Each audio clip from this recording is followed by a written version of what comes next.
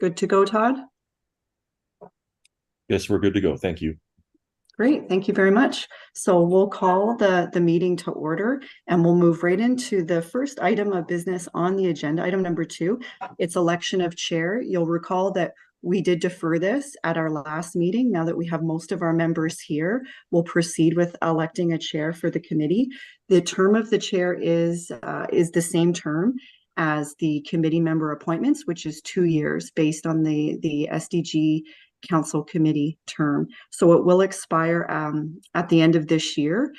County Council will appoint new members in January of 2025, but for this committee, the same appointments will most likely apply, and we'll just keep rolling on.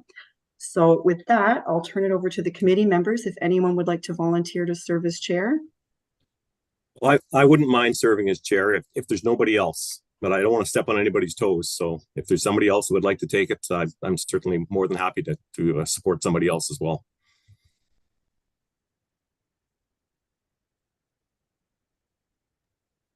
Don't all step up at once. I was going to say, I'm always content to choose the one who says he'll do it first. So go for it, Jeff. Much obliged. Yes. Okay, would someone like to move that nomination for Councillor Manley to serve as chair? I will move. Thank you. Do I have a seconder? Second. Or step. Thank you, Matthew. All in favor? Carried. Thank you. I'll turn it over to Chair Manley. Thank you very much. Oh, thank you, everybody. I think it's a good thing we're on a Zoom meeting tonight with the look of what the weather's doing outside there tonight. Wow.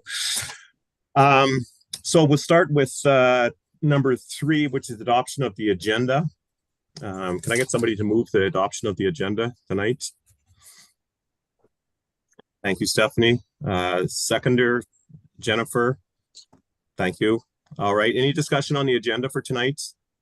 Additions that we need to make or? All right. Seeing none, I'll call the vote. All those in favor? That's carried. Any disclosures of pecuniary interest, general nature thereof? Seeing none. On to number 5, adoption of the minutes from September 26, 2023. Can I get a mover to adopt those? Someone that was at that meeting. Okay, Matthew, thank you. And a seconder on that, Mark, thank you.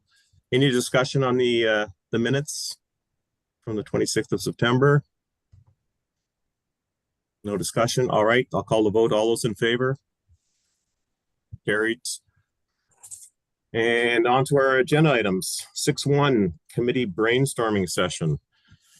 So maybe, Maureen, do you want to speak on this a little bit or whatever? What you were sort of thinking as far as, or Kim, on what we wanted to do with this?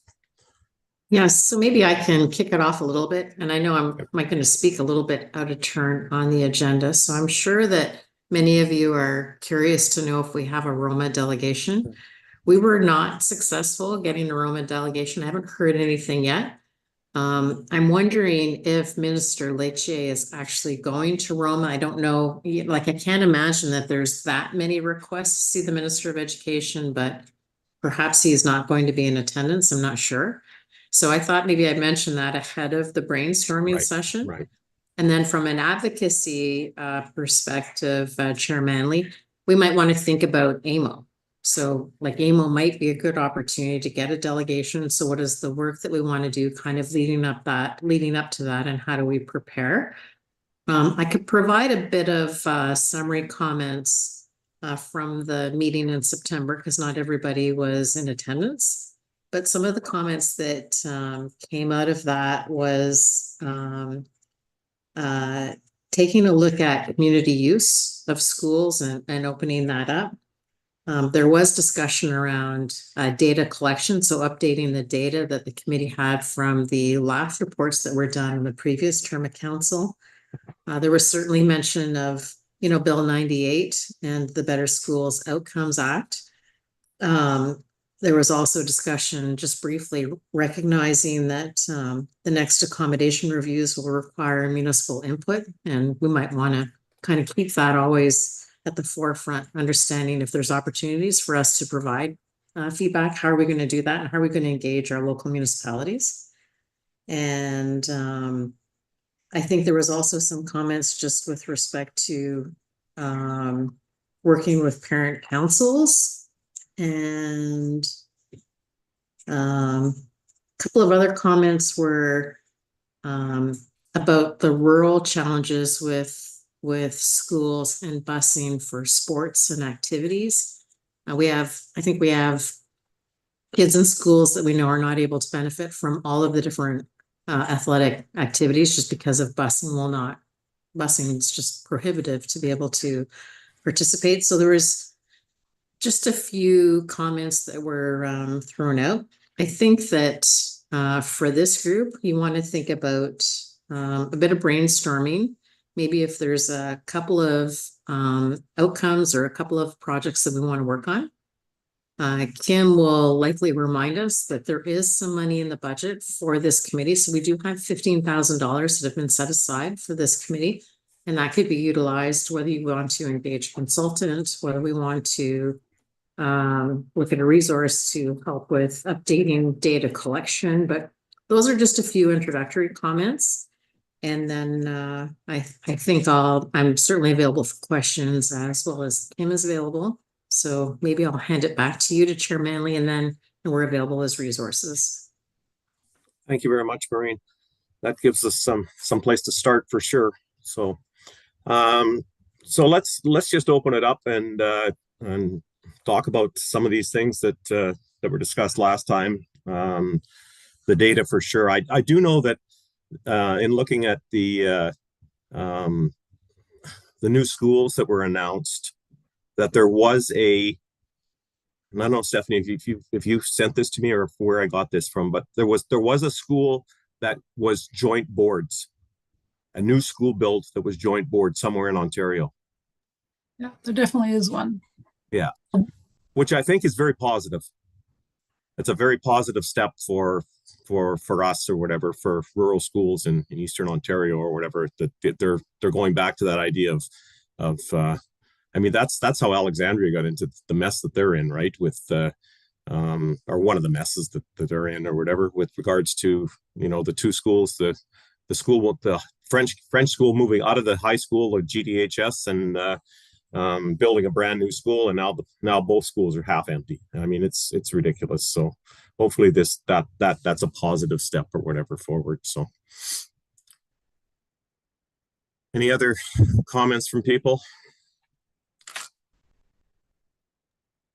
Jennifer? So I wondered, is it possible to have a delegation at Good Roads prior to AMO? That's a good question. I was wondering if they're doing delegations at Good Roads. Do you know, Maureen? So typically in the past, there has not been delegations at Good Roads. And I know years ago, Good Roads used to be the conference that had all of the delegations. And then I think they moved it over to Roma. So I don't believe that there will be the same opportunity for delegations at Good Roads. I certainly haven't heard anything yet. But if memory serves me correct, last year there weren't many of those opportunities. So, but I can look into it. I've got a ministry contact. I can ask them. Again, I'm not sure from an education perspective whether or not there'd be any attendance at that conference either, given the nature of it in general. Yeah. Okay, thank you.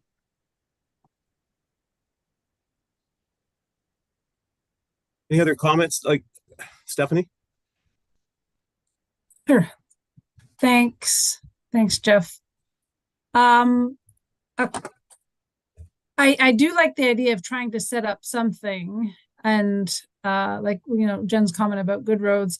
I mean, there's always the possibility too of doing something while a critical mass of us are at Good Roads. If we could perhaps schedule something with the minister at Queen's Park or at their office. I don't know if it necessarily has to be through a delegation process.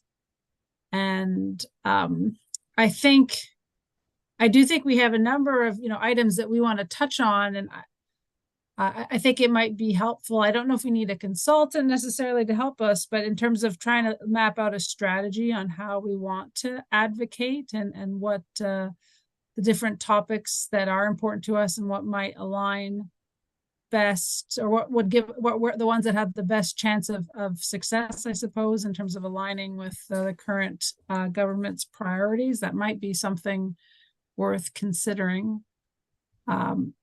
On the specific items that were raised, community use of schools, I think, is super important. I think, these are community assets. How can we make sure the community is being able to take advantage of them without having sort of, for lack of a better word, artificial barriers in place, since, as we know, there's only one taxpayer. But and I think Bill 98, although it doesn't necessarily address community use of schools, it definitely is asking for more involvement of municipalities and certainly in the capital planning process of new schools. But I think, if we think about the CPPG, the Community Planning and Partnership Guideline that is out there today, that is meant to encourage community use of schools, I think that's probably an item where we could ask for something there be more robust discussion around, or more robust like direction as opposed to suggestion from the province on working on school boards working with municipalities and other community groups. On that topic, I wanted to bring an example forward. I'm not sure if folks are aware of in southwestern Ontario, in Oxford County, the Thames Valley District School Board and the Township of Zora have signed a memorandum of understanding to explore future co-build opportunities in the future, meaning, co-build municipal and school board infrastructure together. And so it's a memorandum of understanding. So there's no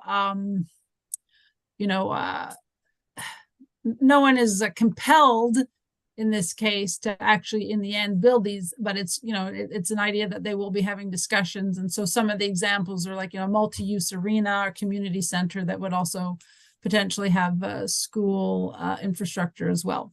So that is very much in line with what Bill 98 is trying to achieve, but Zora was, I think, a bit ahead of the game. But that might be something that at a future meeting we might want to look at, maybe get an example of those MOUs and see how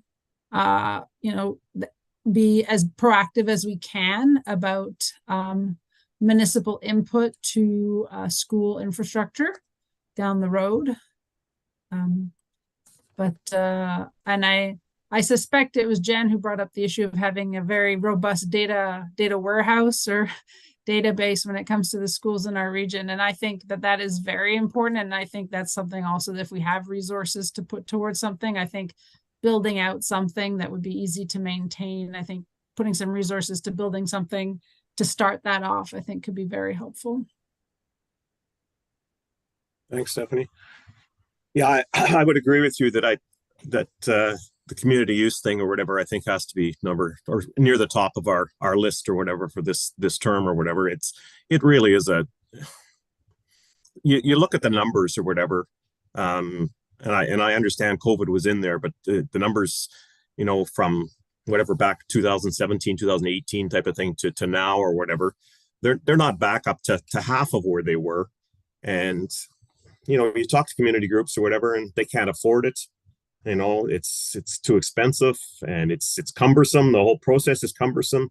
So that to me would be a really good start if we could, the community use, but also the community partnership or whatever with buildings that have empty space. And I know at the GDHS or whatever, Encore Education basically moved out because of that exact fact, that they could not afford what the school board was offering them. So I mean, if there's something that we could do there in that sort of realm or whatever, that I think would be good. And the data, I agree too, that we need to have the proper data, the correct data, when we're trying to make decisions on these kinds of things. So that's my feeling on that or whatever. Other people's comments on that? Yeah, Matthew, and then Jennifer. No, I like that line, and I think it's incumbent on us to kind of, use the province's own mandate kind of against them, not against them, but in our Oh, favor. I mean, you're they right. want to build these homes. They want to build what, 1.5 million homes built by 2031. Well, we all represent communities that are going to have these homes built, right? Like the Yeah. cities are stretching out, the cities are tapped out in a lot of parts. Developers are seeing that communities that outlie these larger centers are perhaps places to build. So schools are part and parcel, and we're all going to see. I mean, we're seeing that already. Specifically, I know in North Dundas for certain. I know down the road in South Dundas, Mark can probably attest to this. They're seeing, some significant residential growth. And elsewhere in SDG, we're seeing the same thing, right? So schools are part and parcel to that, and community hubs, as I think they need to become, are going to be part and parcel to that. So I think that's a nice kind of avenue for us to, venture down when it comes to this and really making our case, and certainly having the data. Like I am the numbers nerd, and I'm a big proponent of that. And having the best ones are going to fight our case that much more, because I know that they weren't perhaps as accurate as they should have been the last time around when that accommodation review came up, right? Exactly. It's important for us to be prepared. Thank you, Matthew. I agree with you 100%. The other thing too, I wanted to, on that list, in that package from the school boards, from the two school boards that was presented to county's council, there was a list of schools that are underutilized, I believe. I don't know if that's the correct term or not, but the Catholic board only had one school on that list. And Upper Canada's got, I don't know how many on that list or whatever. I don't quite understand. Are they like, are they using different data to again, is it, I'm not sure why that is.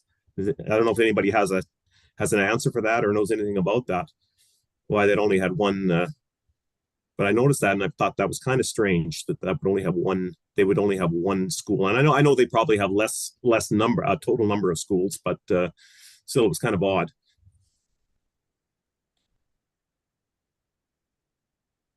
Okay, Jennifer. Oh, Stephanie, sorry. Yeah, go ahead. No, I mean, I think that's sort of like reflective of like how historically how the schools have been built out, how the Upper Canada has many more schools located in the rural areas of our district, and whereas the Catholic board, their schools are more concentrated in the higher density areas of the board. Like if you look at a map, where the schools fall, it's more in like, it's kind of more of like a ring, and some in Alexandria, of course, and other, other key centers, but it's not like the Upper Canada, where they've traditionally been the board that is the more rural, and so they were more affected by that could be the changes in demographics that now we understand now we understand the demographics are starting to build back up. So I think all the more reason that we need to protect some of these assets that are perhaps underutilized today, but in short order could be very vital to serving the community's needs, both either as community hubs or as actual schools. Right. I'm going to go back to Jennifer, and then we'll go to Mark. Thanks, Jeff. So just a few comments regarding the data collection. As you know, that is something that I've been strongly advocating for many years. The reason being is that we lived it the hard way to find out that the data that we had was incorrect during the last pupil accommodation review. So I think that it's the responsible thing to do is to make sure that the data that we have going into any future pupil accommodation reviews that we've had a chance to verify it to the best of our ability when we're collecting this data. We know that it's difficult to collect at times, but if we could use some of our resources for some part-time staff, contract staff, student employment to gather the data as best as we can, we want to be looking at numbers regarding enrollment per grade. We want to be looking at capacity utilization, square footage.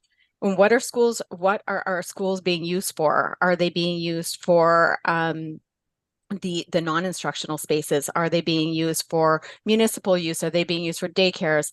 Are they being used for TR Leger? Are they being used for storage? Because we did certainly see that through the last pupil accommodation review, that sometimes the amount of square footage has been taken out of the equation because it's being used for utilization, but it's actually what we would deem as vacant space, right? It's not being used by pupils. So, so some things to consider, but that's something that's really important, is for us to have a good feel on all of our schools going into another pupil accommodation review, because we need to know what our schools are actually housing beyond the students, and to know the grades, and to know also the enrollment numbers and grades, but also even some past years data as well, so that we can see what the trends are and what's being projected.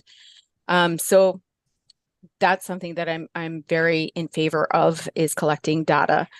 Regarding community use of schools, that's another important topic for us. So now in South Stormont, with Rothwell Brook School sits with a secondary and is vacant. So what can that be used for? We have our own strategies with the Township South Stormont to have those conversations with the Upper Canada District School Board. But as a whole, our committee could be advocating for the use of those vacant spaces, to get an inventory of the vacant spaces within our municipality too. So that's vacancy. But then we talk about our assets like meeting rooms and school gyms and community kitchens and things like that.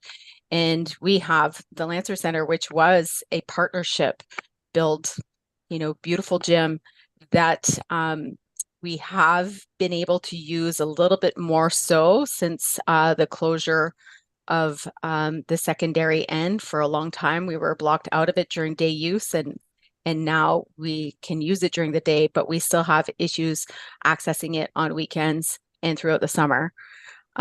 So, and again, then there's the affordability factor, which affects all of our communities. So, so definitely it's something that I think that all of us would benefit from. As Stephanie noted, there is one taxpayer, and we want to make the best use of these facilities. Thank you, Jennifer. Yeah, I agree 100%. Mark.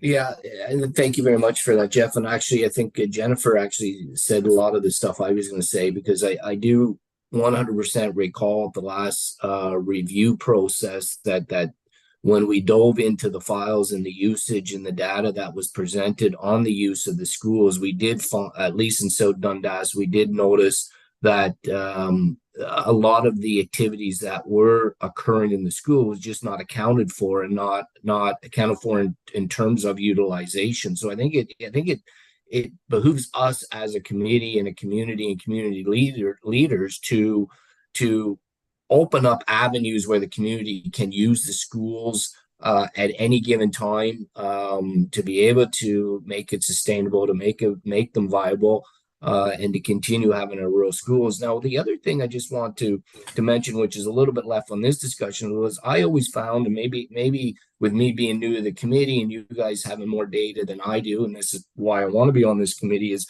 I always found that there seemed to be always a competition with the programming from schools to schools and certain schools to schools. And I think there needs to be consistency with the programming as well, so it doesn't deter, and it keeps the attraction of kids wanting to continue going to our local schools versus going to the cities or going to the larger communities outside of SDG. So I do think there's a component of the programming that's viable as well. So I agree with Jennifer and everybody else on the community use of the facilities. I think we need to do I'd like to do a deeper dive on the program to ensure that the programming that's being offered in one school is being offered in another school. Maybe there are some specialty items when we talk about rural schools that there's additional programming, but it shouldn't be, let's substitute some of the program, take away something to give to something. To me, I think it should be consistent, and then maybe there's some specialty program, whether you're in urban or a rural setting.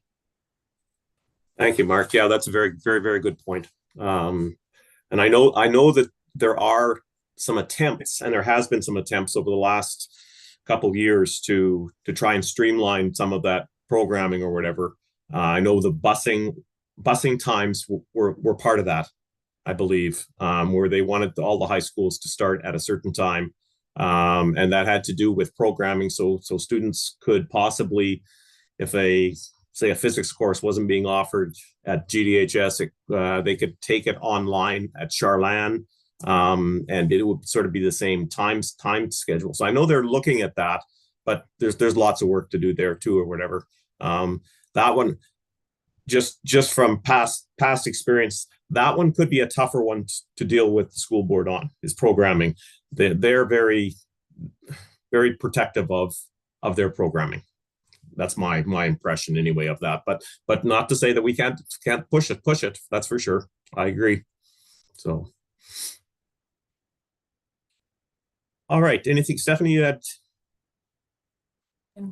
I could talk all day about this topic, but there's a couple of things, that I just wanted to pipe in on real quick, like Jen's point about like what specifically is the use, what is the use that when it's not specifically for pupils, is it daycare, is it storage, etc. Because, and this is again one of these things where I think in terms of policy, we might want to be advocating for change specifically around, like, for example, daycare space. If it's in a space in a school that could be converted easily back to a regular classroom, if there's daycare in that space, that classroom is actually considered empty from a utilization standpoint. And so, but the government is very pro about having daycare spaces at schools. So it's created kind of this strange scenario where schools that have daycares in classrooms are penalized when it comes to trying to build out capital programming. And I think that point too about what you were saying, Jeff, about the district-wide timetable, about how that's been implemented at both the English-speaking boards in our region.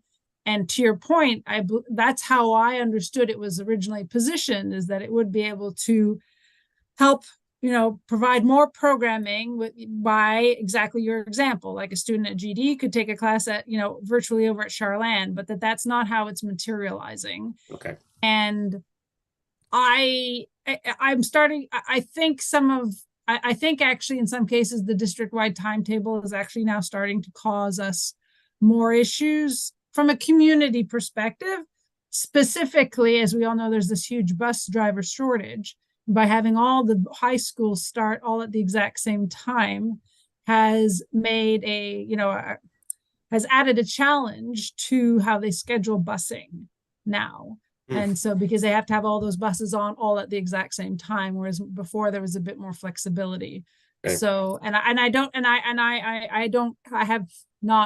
it'd be interesting to get more information on just what are the benefits to the community overall of district-wide timetable, because it seems in some cases there's unintended consequences that are actually making things more difficult. Right.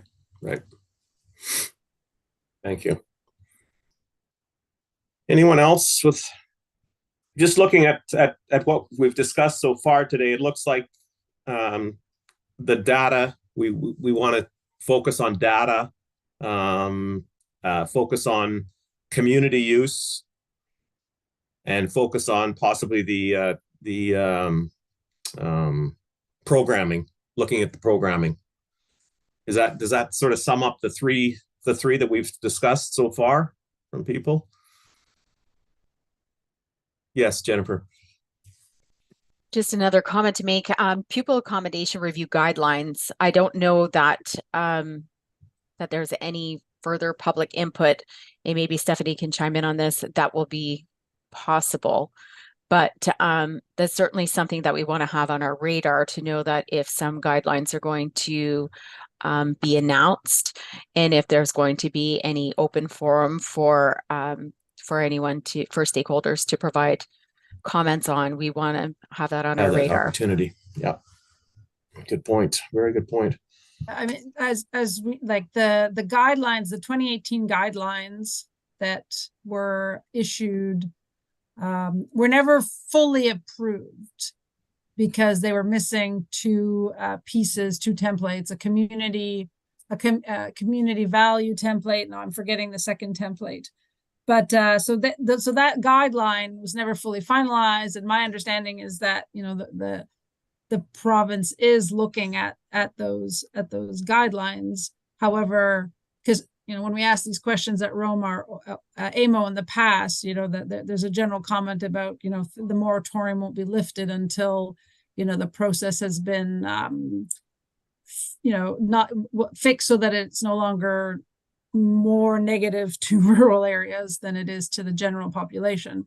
So I think it's very fair to assume that there will be changes at some point, and I think it's better to us keep it on our radar, but also if that might be something that we want to have feedback ready to go, or even provide proactively if there's things in there that we feel very strongly about.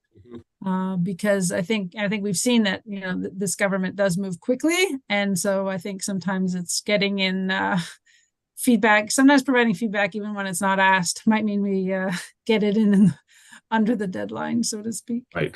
Yeah. Good point. The other thing that was sort of on my radar too was looking at government funding. That's a way bigger picture or whatever than than what we can do. But with a delegation at Roma, in the future or whatever, or AMO, I'm wondering whether we talk about the fact that there really has to be a different funding model for rural schools than what we currently have. And I don't know whether that's something that the rest of the committee thinks would be a good sort of push or whatever with delegations to ministers or whatever. Stephanie?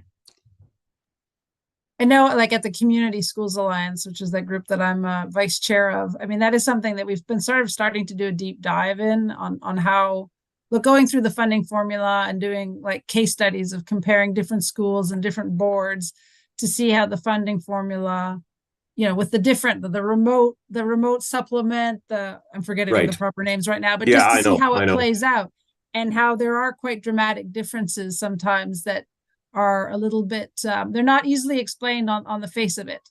So there's probably, but I think definitely it's something that merits some looking at. The problem is, I think if we are going to ask for changes, I think we have to have something easy to ask. We need to have an answer. Easy ask. I agree. Yeah, easy ask. And I think that's what was sort of, good with the Community Schools Alliance, is that I've always been referring back to the RNEF and increasing the RNEF. But that because I would say that's a clear and concise request. However, it may not be either the best, it might be another part of the formula that really needs to have tweaked, but that would take, that again comes back to someone who can do some analytics on the formula and, spend a lot of time with that data to work through it. So the Alliance is looking at that, Stephanie? Yeah, but it is. Internally though, we haven't engaged any outside resources. Okay. But do you think that at some point they will engage? Outside? I think at some point, the information that we're starting to collect will start either, we would be SCSA, the Community Schools Alliance would be sharing it, or they may engage a consultant to. So that might be something then that would be better served for us to sort of follow their lead, maybe on that or whatever. I don't know. I'm just the budget, the money thing seems to be such a massive thought, and like you said, Stephanie, it's so confusing, to get through it all and to understand it all. So I'm wondering whether we sort of defer that maybe to the Alliance, and hopefully maybe the Alliance we can sort of follow their lead or whatever on that maybe. But it at a minimum, it might be good just to see how the formula impacts the schools in our region. To get a sense of how it looks, just to get comfortable with that information, so that we can speak to it more authoritatively as we go forward. Right. Yeah, because I don't feel like I couldn't go into a delegation, without information or whatever like that. You couldn't do that. So yeah. Okay. All right. Any other Maureen, do you have anything to add or questions that you have, or? Yeah, I'm gone online and I'm taking a look at Good Roads. So it does look like there might be opportunities for delegations. They haven't posted anything yet. I do like the idea, if everybody's in Toronto, to see if there might be an opportunity to meet with the minister, because that would give the committee more time, right? If you have, you wouldn't be in an 8-minute session. Right, You yeah, might yeah. have, you might be able to set up a meeting for a half an hour or 20 minutes. Although April will come pretty quickly. So if we do want to start to think about a delegation that soon, do we want to start to think about the work that we want to do to kind of get ready for that? A question I have for this group, and it's sort of my newness to the counties and to this committee. When the data was worked on at the last go around, were the school boards willing to share data? Like, was it difficult to get good data out of the school boards with respect to enrollments and grades and? Jennifer. So the data was provided by the school board. Like, we looked at a UCDSB pupil accommodation review. The data was provided by the school board. There were some errors, some omissions, quite a few. I think that's being very generous, Jennifer. Yes. So we were panicked to work through all of the errors, and really where we could have been collaborating as a region much faster. We certainly did towards a few months in, but for the first month plus, we were all scrambling to try and fix our data. Now, that being said, when we were asking for data from the school boards, they weren't forthcoming. When we were asking for enrollment numbers from schools, if you were lucky, you might have gotten it from a school principal or a guidance counselor. But in a lot of cases, you were not getting it, and you didn't get it through the school board unless you were doing a Freedom of information. Freedom of information request. Right. Yeah. Yeah. And even then, by the time you got it, it might have been too late. We had to work through our MPP's office to get numbers. So I know that's where, for our community, that's where we got the numbers, was through the MPP's office. That once they asked, it still took a very long time, but it came to them and then back to us. So it's a process, and then you want the people who know the schools to also have input, because what's interesting is that sometimes the data that's on the school board website is incorrect, sure, but nobody's ever looking at it. And then by the time you do look at it, you realize that there are errors, like who actually knows that data is incorrect. So sometimes the stakeholders of the school, I mean, even the parent councils have provided information for this, school principals for sure, and administrative staff, but they haven't reviewed it again, or no one's identified the mistakes until it's time that you have trustees who are making decisions based on the incorrect data. So it can be very difficult to acquire, which is why some of us who were in the process previously had stated that it would be very important for an ideal if our municipalities or the counties could start monitoring the data, go from that time on to now, or from this time into the future, of knowing what is what for all of our schools. That capacity and utilization, we heard those terms over and over, didn't realize how important knowing what your enrollment numbers per grade were. And then, everything that you look at, to even right down to funding, just because a school is funded and has the appropriate funding doesn't mean that it won't be the one closed also, right? So but knowledge is power. And I think that if we had, and I don't want to sound negative, but I don't have confidence in whatever numbers would be produced later. I don't. I lived it. And our school was closed on bad data. That's a fact. Yeah. And so I would like for us to maintain our own data and to know, and to also be clear about that that's an expectation for our community, that we want to know how our schools are being used. Yeah, so I think that if we wanted to think about an FOI request to get updates on the data, I think we should move on that sooner than later. Great idea. And then I think that's also something that if we do get a delegation and we're having difficulty getting that data, then that's something that we could bring up to the Right. minister too, right? To say we're creating, and and I envision, like a fairly big tool for data that would include certainly mapping that would show where populations are, where we have different schools, whether it's elementary, high school, what the school board is. And then from there, we can also get into like the variations of programming. Like there's quite a bit that I think we can do if we get the data from the schools. But I think trying to deal with each individual school board also might be difficult. And so it sounds to me like, Jennifer, through the FOI request, that's when you got actually better data than the data that you had from school boards. Is that correct? Like FOI data that came in through the minister's office?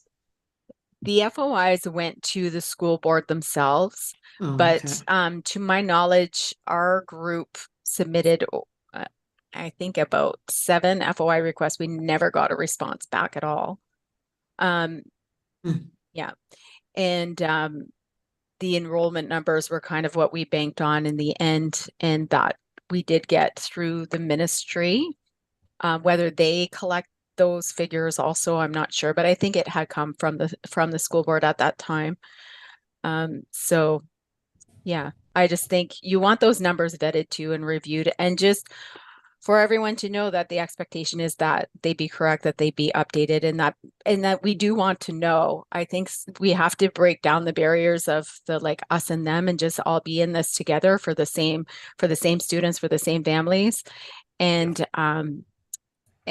talk about how, we want to ensure the viability of our schools, end of story, and that our children are in the best places possible, and that they have the best programming possible.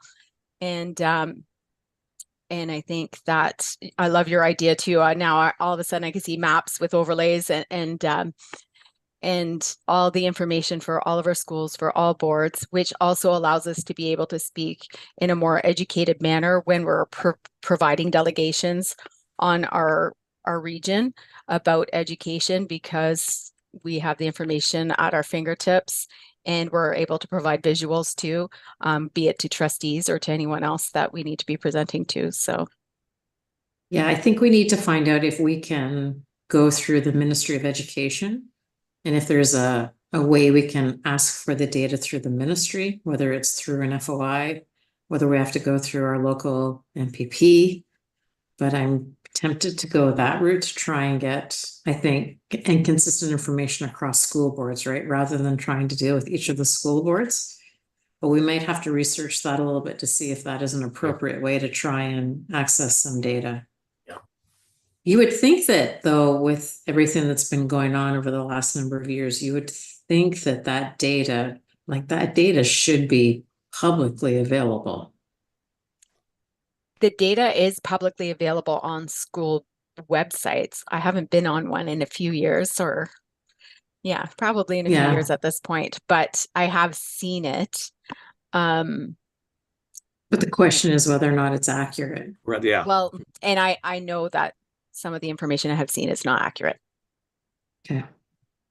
And it's very high level. Like it's not providing, like how many per grade. I'm looking at Rothwell Usnerbrook's school information profile right now on the UCDB website. And it's very high level. It's more high level than what it was even during the pupil accommodation review. But like the school boards, like there's information that they have to submit to the ministry on a regular basis through, I forget what the system is called. Yeah, but that's definitely right. definitely the ministry has access to it. But like Jen says, it is the school board that is ultimately inputting the information. Okay. Right. Anything else, Maureen, that you? No, but I think So I think with respect to the data, I think that Kim and I can work on a list because I've taken quite a few notes. I think we can circulate the list of items that we think we need to accumulate data on. And I think I'd like to circulate that to the members of the committee just to That'd make be great. sure that, because there were a lot of things that were discussed, but I think we Right. want to be as specific as possible. We want to make sure that if we're going to go and ask for the data, we're asking hopefully for everything in one shot. So we could probably put that list together. So I would really look to the group to hopefully be able to take a look at that and see if we're on the right track or if there's other things that we should incorporate in that list. I think that we can try and find a ministry contact to see how the best approach would be to access that information. And if we have to go through FOIs, then we can do that. But and then also at some point in time, keeping our local MPP in the loop as well. Actually, MPPs. MPPs, yeah. Right. Correct. So, yeah. One other thing that I wanted to mention, Chair Manley, the warden had mentioned that Jim McDonnell might be willing to be available to this committee to be a resource for information if we wanted to include him on anything. I think he was just volunteering his efforts if there's anything that he could assist with. So I don't know if the committee would like to consider any other outside resources that you might want to bring in to work with the committee, whether it's, of a political past nature or whether it's, somebody on the education side, but happy to try and help the committee with more resources as required. I think that go ahead, Mark. No, I think that's a great idea, Maureen. If we can get any outside experience or expertise, not putting his name out because I've not had the opportunity to talk to him, but I know that there's a CAO in South Dundas who has extensive education background as a trustee, and furthermore, so he may be a resource that we may want to discuss to see if he'd be interested in helping out, because I believe Mr. Tim Mills would be a very positive attribute to this committee and very knowledgeable. But I know he's quite busy doing his other roles, but I think it's something we should at least reach out to Mr. Mills and see if he would be willing to help the committee. Like I say, he's got a lot of resources. He's well connected, as Maureen, as you know, and as others know. So it might be an opportunity there. Yeah, Tim was Tim was was a superintendent in the last round of the PAR process or whatever. And yes, I might have said trustee. I meant superintendent. Yeah, he was superintendent. Yeah. So, and Jim McDonnell was part of for a time was part of this committee, part of the SDG committee, I believe. Is that correct, Stephanie? I think I don't think that was before we even had like a formal membership. Okay. I think that's when we were discussing about like how we would name members. I don't think. Okay. I'm wondering about trustees, whether we should have trustees join us once in a while. I don't think that would be a bad thing. To sort of bridge between us and the school board or whatever. Jennifer. Maybe an exercise we could look at would be to prepare a list of questions that we would pose to the board, and maybe invite the new chair of the board to come and speak with us, and to speak with us about some of the questions that we have as to what's on the horizon, and speak about their initiatives, maybe beyond the director profile and that sort of thing. Yes. Okay. Good point. Stephanie? In terms, I did. Thanks. If there's a way of engaging a resource that could, sort of like a provincial government whisperer, someone who could help us understand what like in terms of things we want to change, help us prioritize the things that have a likelihood of moving forward or that align well with provincial priorities or provincial vision of things. I think that's one category. I think folks with historical knowledge and, good system knowledge like Jim McDonnell and Tim Mills, I think are also, I think it's better to have more people providing their insights than less. But yeah, I think it's always important to keep thinking about what can we actually achieve and focus, putting our resources on things that we think we can move forward. Because we know there's things that should change, but they might be questions that are not worth trying to chase after. Yeah. The other point I wanted to make is what Jen was saying about, asking, a chair of a board to, I do think it's so important that we try to build proactive relationships with those individuals, those leaders, those entities. I think, that's still sort of there's not a constructive tension at this point. It's okay to have tension, but I think it's like we need to become more collaborative if we can, I think. Or at least that should be our goal ultimately, to try and end, in something where we do have whether they're formal or informal memorandums of understanding of how we want to work together. I think that's really our goal. And I think, the way you start with that is having, discussions. It might be worth having a chair-to-chair discussion first before inviting them on, trying to build those relationships. I think those things are so important, those relationships. But I think also at some point, it's good for all the committee to hear from those people directly, and for those chair to understand, we all have our context, our history of how we came to want to be on this committee, and they can understand our, see our passion for it as well. So I think ultimately it's a good thing. I just think we have to tread like we've deliberate in our approach to make sure we get the most positive outcome out of it. Thank you. All right. Any other, I'm just looking at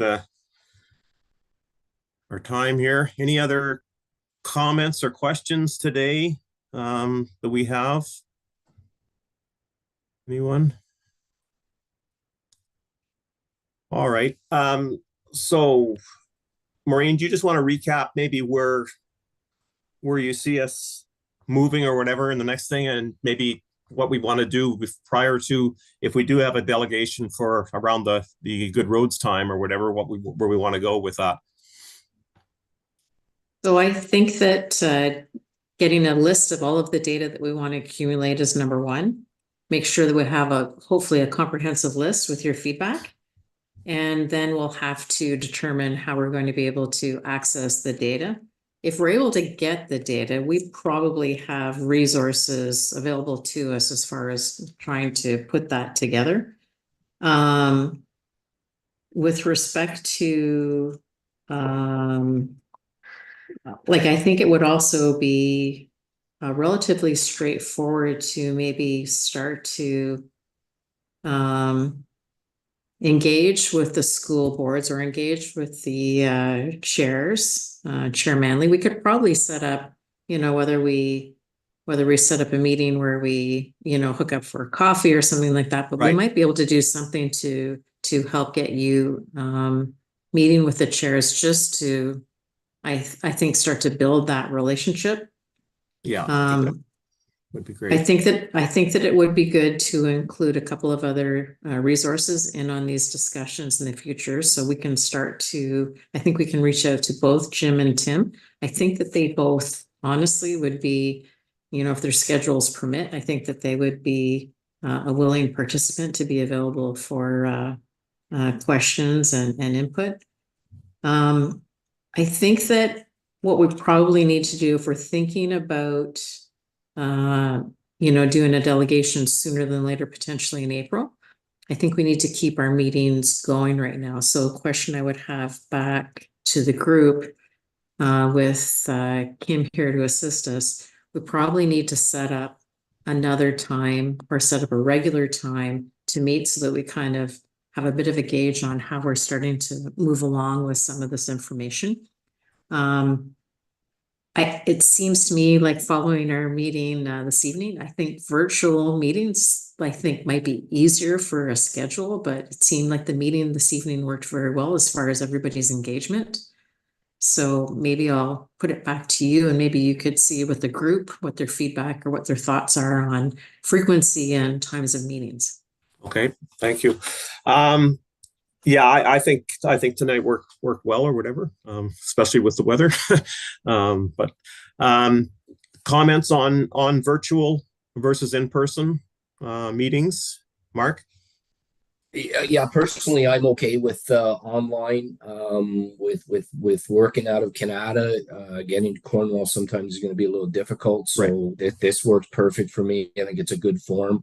I do believe we should increase the frequency. I think at least, if not every second month, maybe we think monthly, at least until the spring when get things rolling a little bit more and get prepared for any type of delegation or a meet and greet at Queen's Park. So I'm open for monthly meetings and online as well. Okay, thank you. Anybody else comments or whatever on that? Matthew, are you good with that? Yeah, no, that's good. I'm good with that. I also am in Canada 3 days a week and then home. So Okay. this is easier than to try to zip to Cornwall, much to Mark's point. So. Okay, excellent. Jennifer, Stephanie. Yeah, my schedule can be very complicated. So virtual definitely is my preference, but I do acknowledge there's a benefit in having face-to-face at times. So hopefully we can have another face-to-face at some point in the not too distant future. Okay, Jennifer. Yeah, virtual works for me, and I think monthly would be appropriate, given if we're looking at preparing for a delegation. Yeah. Okay. So maybe we could look at virtual for the next like February, March, and maybe April, first part of April, to have an in-person possibly. If we do get a delegation, then we could have that discussion or whatever in person or whatever prior to the delegation. Possibly. Does that work, Maureen? Yeah. Could we think about Kim? maybe, I don't know if Tuesday works well for everybody, but February the 13th or February the 20th? Both of those are okay in my calendar.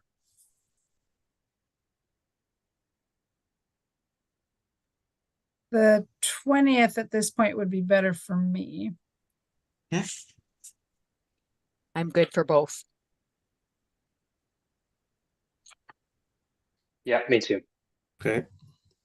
Okay, so we'll send out a meeting notice to get it in everybody's calendars, but we'll look at February the 20th. Okay. 5 p.m. works well for everyone. Same time again? Sure. Okay, good. All right. All right. Anything else from anyone on the committee?